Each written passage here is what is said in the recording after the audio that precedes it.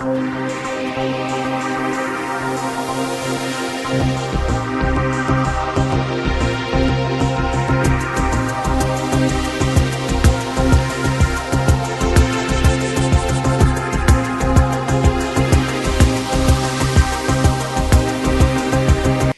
Messieurs, bonjour et merci de suivre cette édition du Grand Journal sur Ivoire TV. Voici les titres de l'actualité de ce samedi 30 juillet 2011. Le colonel-major Conan Boniface est rentré de son exil ghanéen hier vendredi en même temps que d'autres officiers supérieurs des ex-FDS. Ce retour marque une étape importante dans le processus de réunification des forces armées ivoiriennes. Fin de la visite d'Alassane Ouattara aux États-Unis, le chef de l'État ivoirien a rencontré ce vendredi le président américain à la Maison-Blanche, une rencontre qui consacre le succès d'un séjour bien fructueux pour le numéro 1 ivoirien.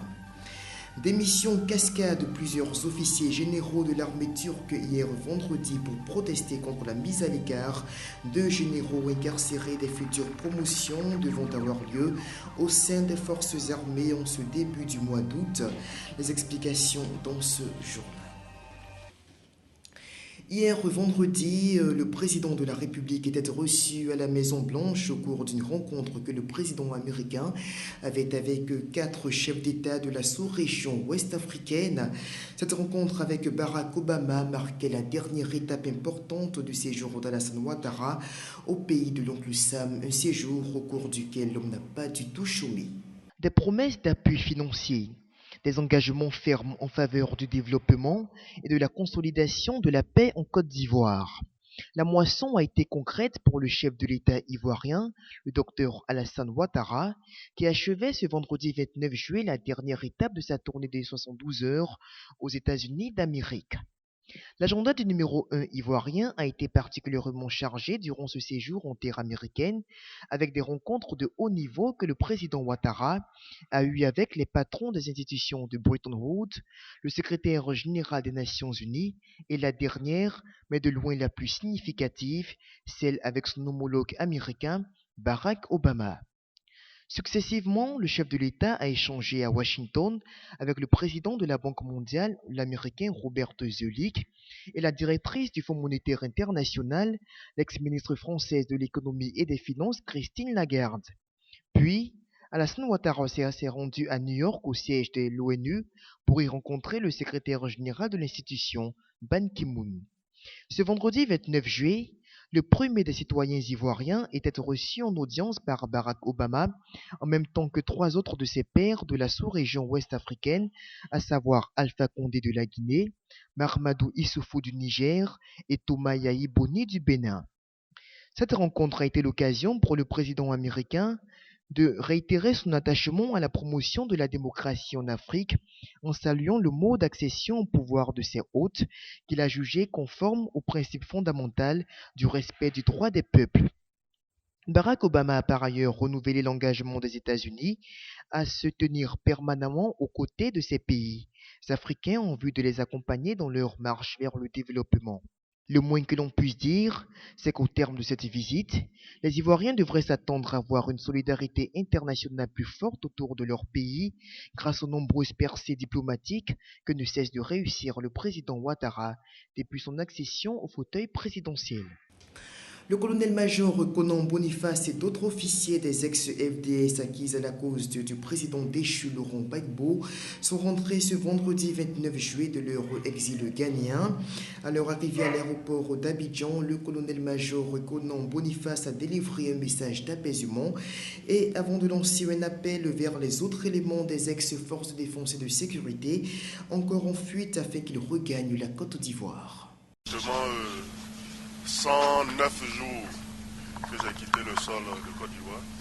C'est donc un bonheur de retourner chez soi et de participer à la reconstruction nationale. Votre présence aujourd'hui, est-ce une garantie du retour de tous ceux qui sont encore à l'exil? Une garantie de mon retour, oui, mais sûrement une assurance pour que toute personne qui serait cachée pour raison de sécurité, pour la perception du danger qu'il aurait sur place, puisse prendre exemple et revenir ici. Vous êtes donc déterminé à occuper votre poste? à reprendre votre place au sein de l'armée, c'est ce que... Absolument. Voilà, parce que l'armée confère d'une part des grades et d'autre part de l'emploi.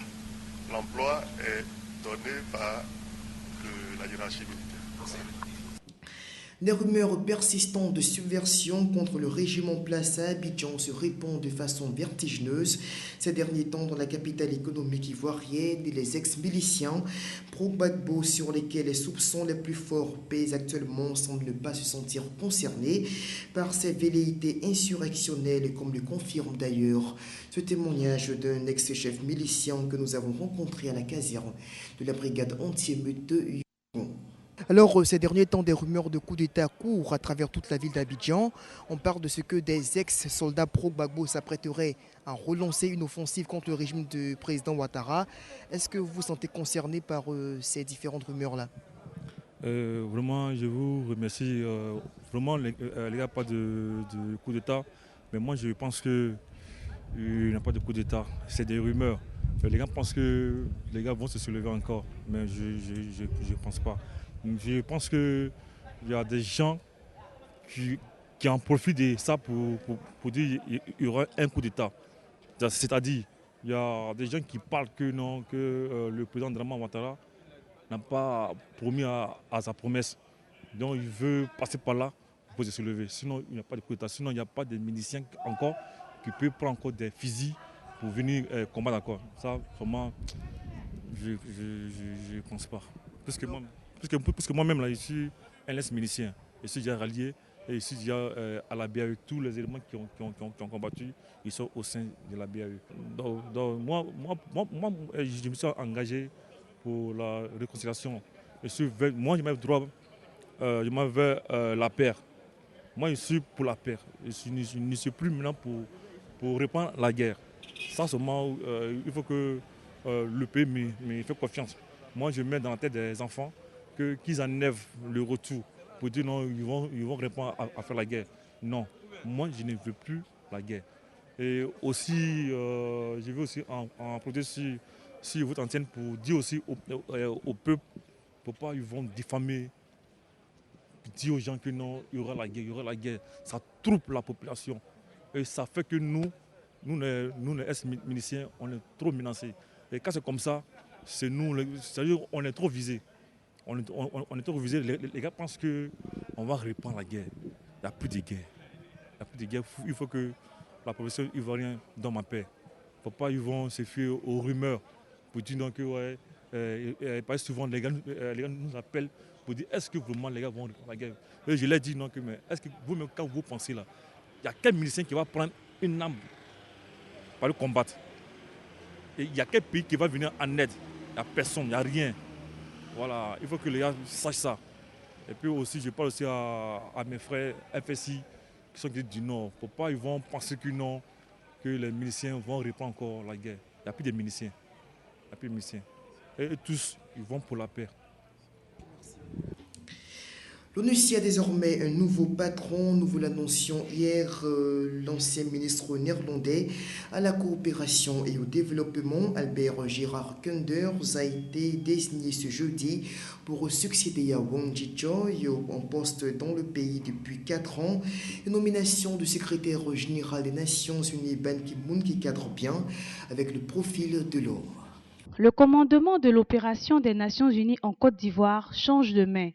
Désormais, c'est le néerlandais Albert Gérard Koenders qui a été nommé par le patron de la Maison de Verre à New York pour succéder au Sud-Coréen Won Ji-choi, dont la mission prendra fin le 31 août prochain après 4 années passées en Côte d'Ivoire. Le nouveau patron de l'ONUCI cumule 25 années d'expérience dans les relations internationales. Anciennement ministre de la Coopération et du Développement des Pays-Bas de 2007 à 2010, ce diplômé en sciences politiques et sociales de l'Université libre d'Amsterdam a d'ailleurs été professeur visitant à l'Université Johns Hopkins de Bologne où il enseignait la prévention et la gestion des conflits ainsi que la reconstruction post-crise. Ayant été membre de la Chambre des représentants néerlandaise de 1997 à 2007, l'homme arrive en Côte d'Ivoire dans un contexte de reconstruction post-crise où sa mission devrait assurément être la consolidation des acquis après plus de 8 années de crise militaire politique au cours desquelles l'ONU a été fortement active dans le sens de la circonscription du conflit. L'action civilo-militaire, un organe créé à l'intérieur du groupement tactique 8 de la brigade anti-émeute de Yopougon, a initié depuis ce vendredi 29 juillet le projet Village Métier pour une meilleure prise en charge des ex-combattants devant retourner à la vie civile. Cependant, ce projet, bien qu'ayant déjà démarré, reste confronté à un sérieux manque de moyens financiers. La paix par le travail. Une idée originale dont s'inspirent les dirigeants de l'action civilo-militaire, cellule de coordination mise en place au sein de la caserne de la brigade anti-émeute de Yopougon pour servir de relais entre les civils, habitants de la commune et les éléments des forces républicaines de Côte d'Ivoire. Viscéralement attachée à la promotion des valeurs humaines, l'ACM, avec à sa tête le commandant de zone Koulibaly Ousmane, assisté pour la tâche par Yuan Bitra, chef de service de l'action civilo-militaire, a lancé ce vendredi 29 juillet le projet Village Métier en vue de permettre à ceux des ex-combattants inaptes à intégrer les rangs de la nouvelle armée ou désireux de retourner à la vie civile de bénéficier de formations adéquates dans différents domaines, de sorte à pouvoir se prendre valablement en charge une fois retirés de l'environnement martial. Cette initiative, qui paraît à l'évidence constructive dans un contexte de reconstruction post-crise, donne à découvrir davantage les contours de la mission de cet organe, devenu par la force des choses le creuset de la convergence de vues jugées antagonistes de par la multiplicité et surtout le concret de ses actions sur le terrain. On a pour rôle de sensibiliser la population, de les rassurer, de leur demander de venir, d'aider le président Alassane à développer la Côte d'Ivoire. Et puis, on a pour rôle de négocier. Quand des gens sont pris en otage, on va vers les preneurs d'otages, on discute avec eux. Et notre calage qu'on a, c'est la bouche. Il y a plusieurs témoignages de personnes qui ont bénéficié des actions directes de la cellule ACM, aussi bien à Abidjan que hors d'Abidjan. Et ce qui est intéressant à savoir, c'est que l'ACM se compose de plusieurs personnalités. Ici, nous avons à la fois des juristes et des hommes de communication. Vous voyez, donc, ce qui fait que quand il y a une action à mener, le chef s'attache des services de ces juristes-là et puis ils réfléchissent ensemble sur ce qu'il y a à faire pour que sur le plan du droit, l'action soit bien suivie. La cellule militaire, au fait, notre travail consiste à faire quoi? C'est d'aller vers les ex-miliciens, aller parler avec eux, qu'ils acceptent revenir parce que, bon, avec la fin de la guerre, avec tout ce que certains ont posé comme acte négatif, on peut de revenir. Ils sont peut-être réfugiés dans des villages, ils sont à l'extérieur du pays ou alors à l'intérieur du pays dans les campements. Donc on va vers eux, pas plus tard qu'avant-hier, pour la dernière action qu'on a eu à mener. C'est un ex-milicien qui travaille dans une usine où on fabrique les contreplaqués. Là-bas, la société est en faillite. Donc le monsieur, depuis la fin de la guerre, est porté disparu. Tout le monde savait qu'il était milicien. Bon, maintenant, puisque la société est en train de liquider, on appelle les ex-employés de venir prendre leur salaire, leur droit, quoi. C'est là qu'il est venu. Eux, les autres employés se sont rués sur lui. Il a pu les échapper, il a fui. Et on a été appelés. Nous, on est partis. On allait, on a demandé à des personnes qui le connaissent de l'appeler. Il est venu, son patron s'appelle M. Yao. On est assis avec le Libanais, on a discuté ensemble. Qu'ils acceptent le bonhomme. Là, c'était son passé. Si quelqu'un a quelque chose contre lui, il y a des services qui sont ouverts là pour recevoir les plaintes. Ils peuvent aller là-bas, aller donner son identité, son nom et tout. Au moment opportun, il serait convoqué pour être entendu par la justice. On ne peut pas se lever soi-même comme ça et puis faire justice, c'est pas bon. Cependant, la tâche se trouve être bien ardue pour ces volontaires de la paix, car l'exécuter des moyens financiers et matériels est criarde, d'où le cri de cœur lancé par le chef de service de l'organe, Yuan Bitra, à l'endroit de toutes les bonnes volontés.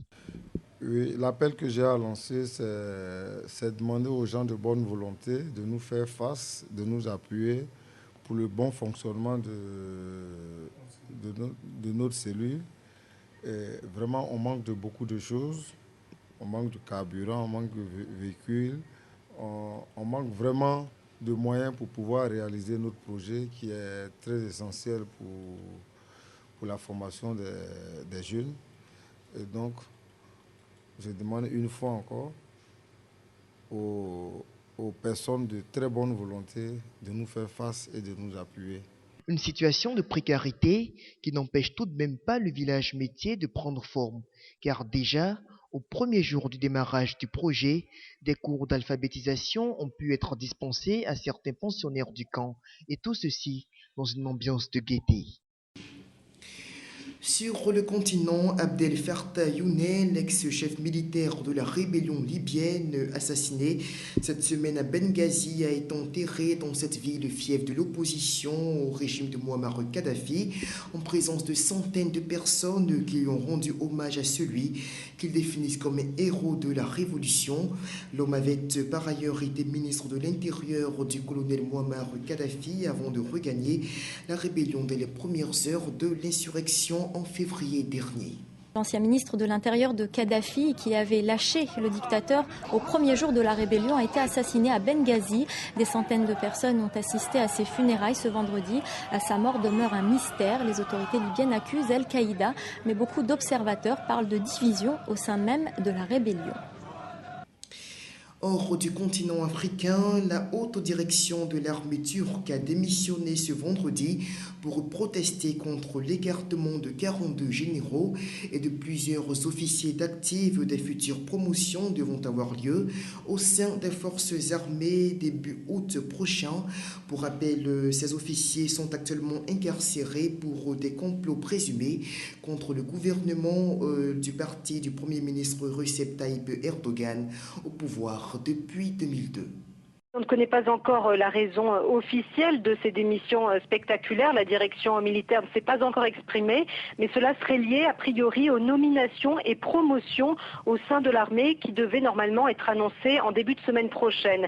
Le gouvernement dirigé par Recep Tayyip Erdogan est en désaccord visiblement avec la hiérarchie militaire sur ces nominations, comme l'année dernière d'ailleurs, où le gouvernement s'était opposé déjà pour la première fois à plusieurs promotions de militaires qui faisaient l'objet de poursuites judiciaire. Et c'est le même scénario cette année qui se profile. Et parce qu'il faut rappeler en effet que plusieurs dizaines de généraux sont actuellement derrière les barreaux avec des procès en cours ou à venir. Ils ont été arrêtés ces dernières années dans le cadre d'enquêtes sur des complots présumés, complots visant à renverser le gouvernement, des accusations qu'ils démentent. Et l'armée eh bien, souhaiterait que ces militaires, malgré leur mise en examen, puissent bénéficier de promotions alors que le gouvernement lui souhaite leur départ à la retraite. Retour en Côte d'Ivoire et plus précisément dans le quartier de Yopougon à Abidjan où un accident de la circulation a failli coûter la vie à plusieurs personnes ce vendredi soir.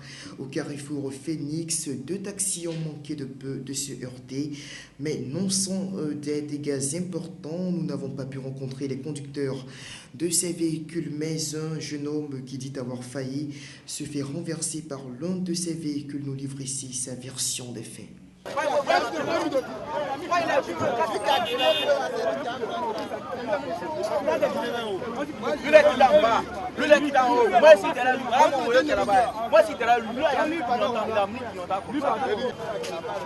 Bonsoir, je m'appelle Franck.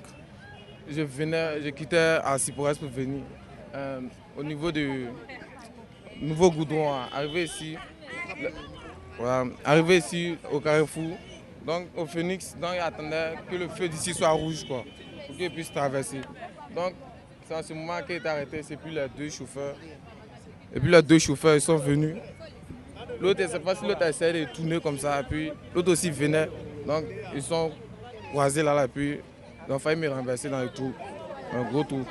Par la grâce de Dieu, il a échappé, ça a pu m'accrocher là. Bien sûr, il n'y a rien. Non, par la grâce de Dieu, mais c'est ma chaussure qui est tombée dans le trou.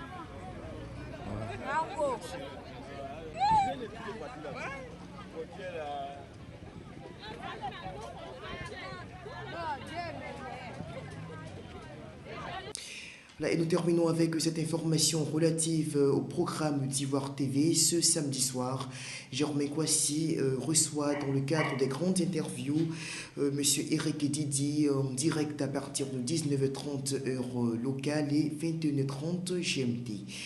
Voilà, c'est tout pour ce bulletin d'information. Merci de nous avoir suivis. On se retrouve le lundi pour une autre session de l'information sur Ivoire TV. Au revoir.